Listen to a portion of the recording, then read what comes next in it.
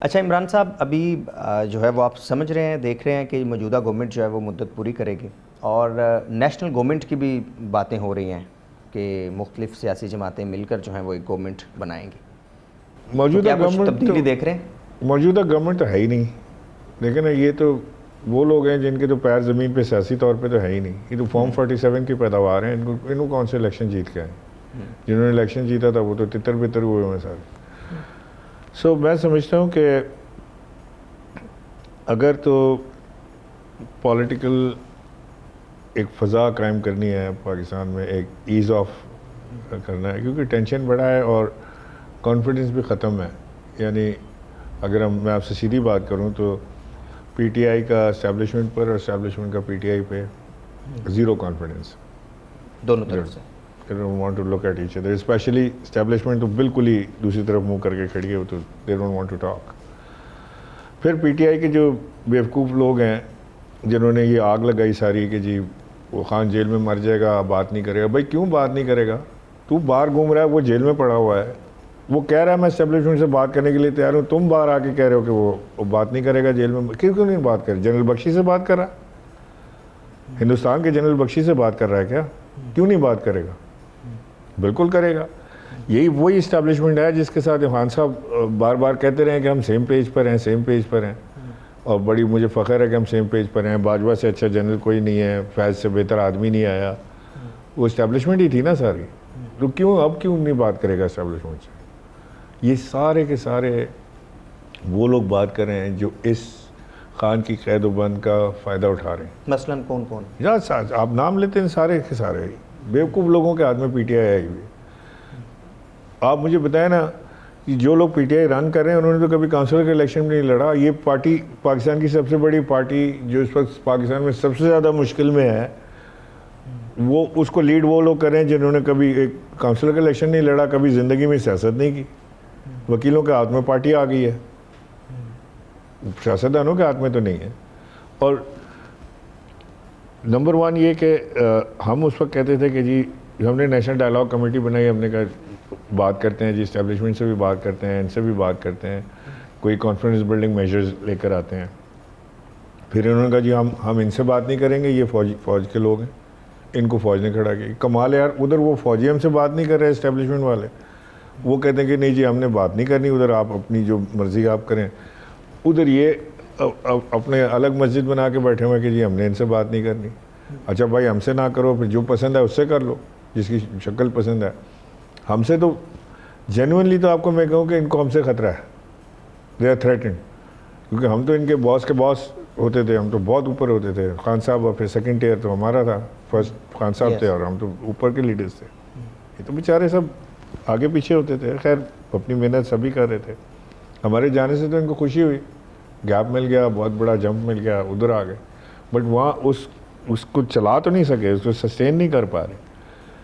لیکن آپ نے شدت کم کرنے کے لیے چلے نیشنل ڈائلاگ کمیٹی بنائی، تو آپ کی کبھی یا آپ کا جو نیشنل ڈائلاگ کمیٹی کا وفد تھا یا کچھ افراد کی خان سے ملاقات ہوئی؟ نہیں، خان سے ملاقات نہیں ہوئی، صرف فواد چودھری کی ہوئی، باقی کسی کی نہیں ہوئی. وہ بھی جو کیسز ساتھ لگے ہوئے تھے اس میں ملاقات ہوئی.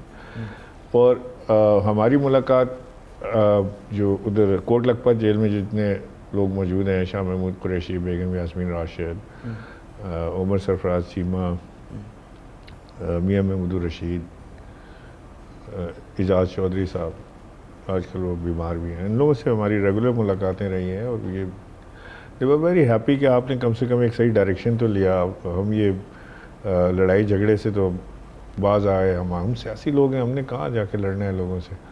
وہ ساری چیز وہ لوگ ایکسیپٹ کرتے ہیں. اب کیا ہوا کہ اس کے بعد جب ہم نے نیشنل گورنمنٹ کا ہم نے ایک پورا ہم نے سیمینار کیا کہ جی نیشنل گورنمنٹ ہونی چاہیے پاکستان میں، اور نیشنل گورنمنٹ میں تمام سیاسی جماعتیں بشمول پی ٹی آئی اس میں حصہ لیں.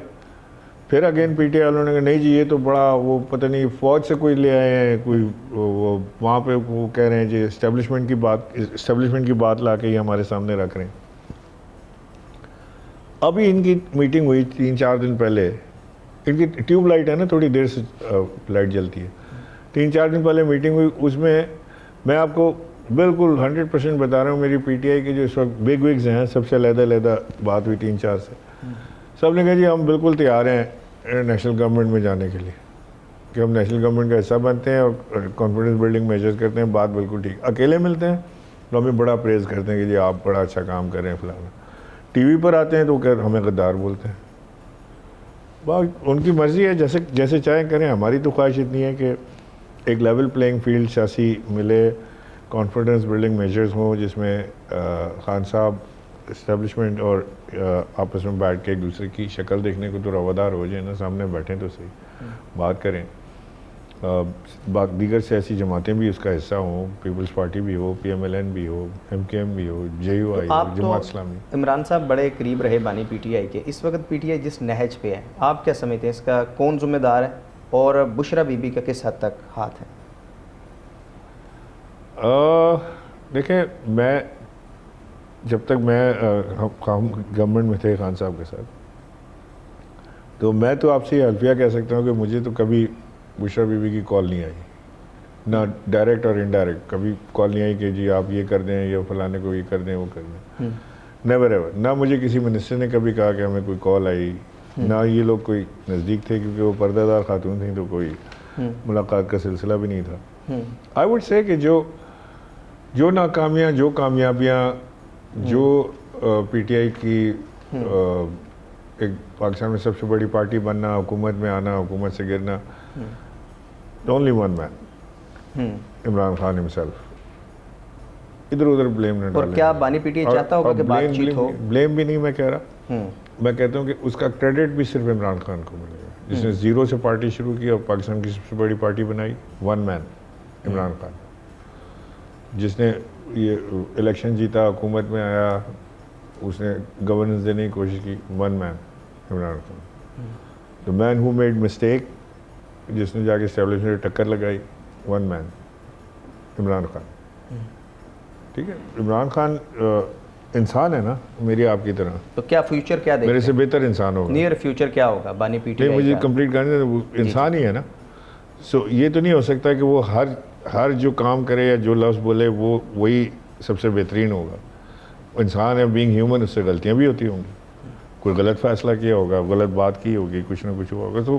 سو let's take a human being as human being. Yes, he is a leader, so he has to be better than me and you.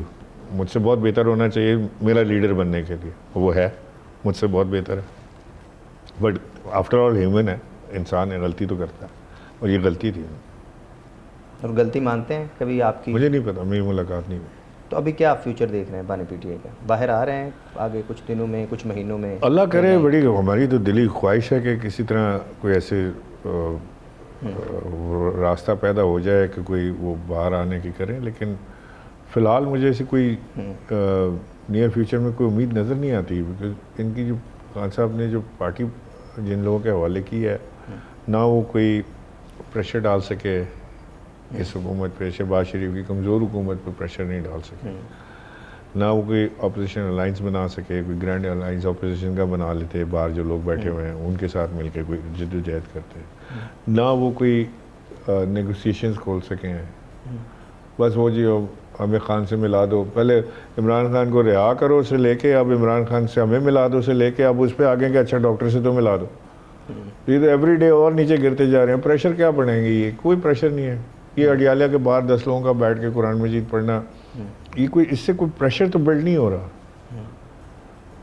اچھا، جب آپ عمران صاحب پی ٹی آئی میں تھے تو ایک شناخت تھی، پھر آپ آئی پی پی کا بھی حصہ بنے، پھر آج کل ایک آپ کے پارٹی رہنماؤں کا جو ہے پورا گروپ ہے. تو آج کل آپ کیا ہے فوکس ہے؟ سیاست، ملکی سیاست یا سندھ کی سیاست یا بزنس کو دیکھ رہے ہیں زیادہ آپ؟